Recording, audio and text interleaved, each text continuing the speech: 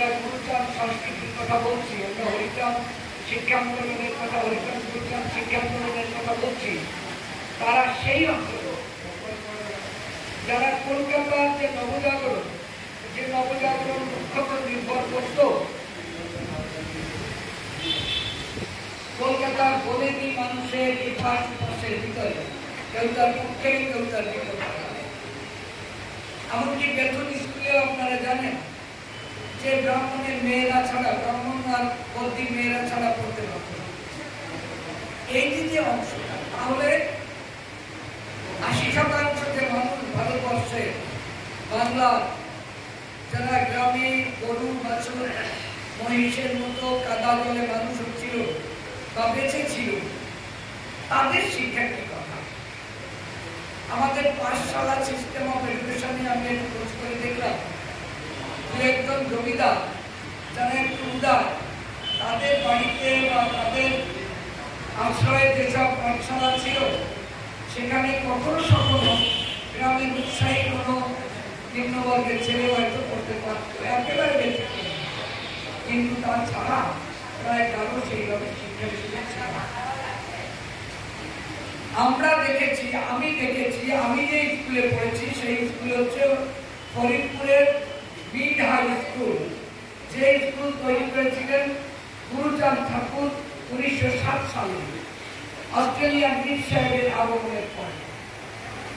যে স্কুলে আমার বাবা ওখানে গুরু ট্রেনিং নিয়েছিলেন, যে স্কুলে আমার দাদারা পড়েছিলেন। পরে এই যে প্রমুখতার কথা বলছি, প্রমুখতা আমাদের গ্রামের তার মামা বাড়ি, এবং আমার দাদা বর্দার অন্ননাথ বিশ্বাস এবং প্রমুখতারা তারা একেবারে এক বয়সী একত্র বন্ধু। এবং আমরা ছোটকালে এরকম আরো যেমন ময়দা আরেগন্দা এরকম আমাদের যে দাদারা ছিলেন, দাদা বর্দার বয়সী, তারা যে অন্য বাড়ির দাদা, এই বোধটা আমাদের কাজ করতো না। আর তারাও কোনোদিন যে আমাদেরকে অন্য বাড়ির ভাই হিসেবে দেখেছে তারাও বোধহয় ভাবেন না। দারিদ্র প্রচন্ড, অনাহার, দারিদ্র, কষ্ট, তার ভিতরেও এই যে একটা পরিবার বন্ধন, এই বন্ধন, এই সংস্কৃতি, এটা বলতে পারেন গরিব মানুষের তুমি ভাই যখন খেতে করছে, ভাই বোন খাবার নেই, ভাই বলছে তুই খা, বোন বলছে ভাই তুই খা। এই যে অনাহারের আন্তরিকতা, এই আন্তরিকতা ধনীরা জানে না, সচ্ছলরা জানে না। এই মানবিকতা, এই মানবিক যে সম্পর্ক যা ছোটকাল থেকে মানুষের কাছে গড়ে ওঠে, যা সম্প্রসারিত হলে বিশ্ব মানুষের রূপান্তরিত হতে পারে, তা কিন্তু তথাকথিত ধনীদের থাকে না। এইরকম একটা পরিবেশের ভিতরে আমরা মানুষ হচ্ছিলাম। এবার আমি দ্বিতীয় কথাটা বলতে চাই, সে কথাটা হচ্ছে এই যে আমাদের ফরিদপুরের কথা, গুরুচাঁদ ঠাকুর আসার আগে আমাদের ওখানে প্রায় শিক্ষার বড় কোনো আন্দোলন হয়নি। গুরুচাঁদ ঠাকুর আসার পরে যারা দিলেন খাও বা না খাও, ছেলে মেয়ে পড়াও, তাই জন্য আমাদের গোয়াল ঘরগুলো, স্কুলের গোয়ালগুলো বেরিয়ে যাওয়ার পরে সেখানে একজন টিচারের স্কুল শুরু হলো গ্রামে গ্রামে। সেটা অনেকে বলে যে গুরুচাঁদ ঠাকুর নাকি 70,000 না 30,000 স্কুল করেছে, কোথাও পাবেন না। তারপরে সাইনবোর্ড নেই, যেমন করে মা যে ছেলেকে ভালোবাসে এর কোনো সাইনবোর্ড লাগে না, তেমন করে এই শিক্ষার কোনো সাইনবোর্ড নেই, কোনো পতাকা নেই, স্কুলের কোনো নাম নেই, এইভাবেই তারা শিক্ষিত হয়েছে। আপনারা জানেন সৈয়দ মুস্তাফা আলী যখন বিশ্বভারতী থেকে পাস করে বেরিয়ে চলে যান 7-8 বছর পরে, তখন তিনি যখন আফগানিস্তানে যাচ্ছিলেন তখন তার কাছে কোনো সার্টিফিকেট ছিল না। তিনি কিন্তু বিশাল পণ্ডিত, আপনারা এই গল্প করেছেন।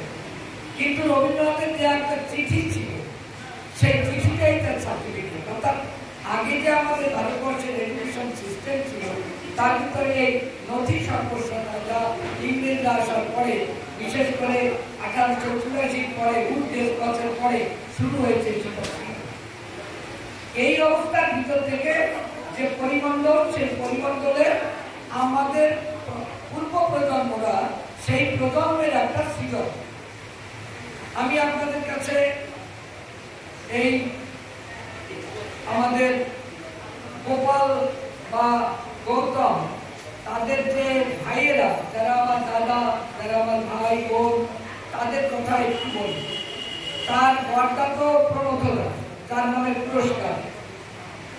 তিনি এই জেনারেশনটাই পূর্ববাংলা থেকে যারা উন্নয়ন করে আসছে, গরিব, যাদের জায়গা নেই, এটা কিন্তু কেবলমাত্র নিম্নবর্ণের মানুষের ক্ষেত্রে সত্য তা নয়। তথাকথিত উচ্চবর্ণেরও যারা শিয়ালদা এসে সন্তান প্রসব করতে যে মা বাধ্য হয়েছে, সে মার কোনো ব্রাহ্মণ না ক্ষত্রিয় না শূদ্র, তার কোনো বিচার ছিল না। তারা তখন সমতলে দাঁড়ানো, দারিদ্র দেখভাল তাদেরকে তাদের বনের দিয়ে না ভেঙে চুরে একটা সমতল মানবিকতার একটা প্রেক্ষাপটে দাঁড় করিয়ে দিয়েছে। সেইখানে দাঁড়িয়ে আমার এই দাদারা, যারা আমার পিতা নয় কিন্তু আমাদের পিতার থেকেও বেশি, কারণ যেমন ধরেন আমার এই কাকিমা, এই বড় কাকা কাকু, তারা যেমন করে অক্ষরজ্ঞান সম্পন্ন ছিলেন, আমার বাবা হয়তো সামান্য শিক্ষিত ছিলেন, কিন্তু এই প্রজন্মের পরে তারা তো দেশেই ছিলেন।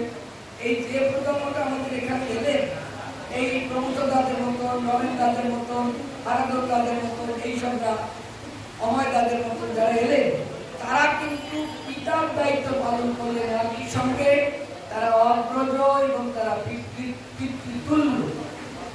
তারা সন্তান স্নেহে তাদের ভাইদের মানুষ করেছে। অনেকে বিয়ে করেছে অন্তত 40, 45, 50 বছর বয়সে, কারণ তাদের ভবিষ্যৎ ছিল না, এত ভাই বোন ইত্যাদির ভিতরে।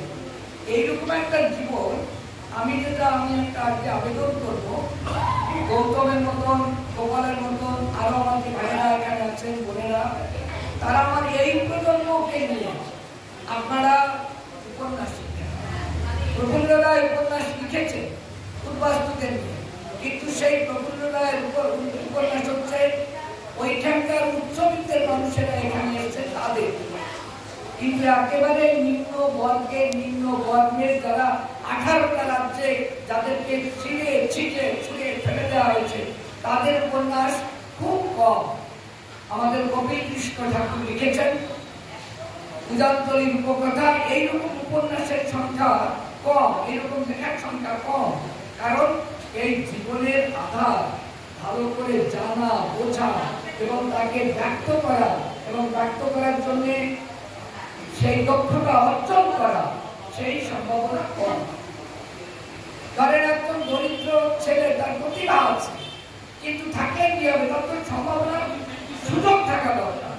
সে প্রতিদিন যদি তরকারি বিক্রি করে, তারপরে স্কুলে যায়, তারপরে আসে, তারপরে মায়ের জন্য করে, তার সে কখন সময় পাবে?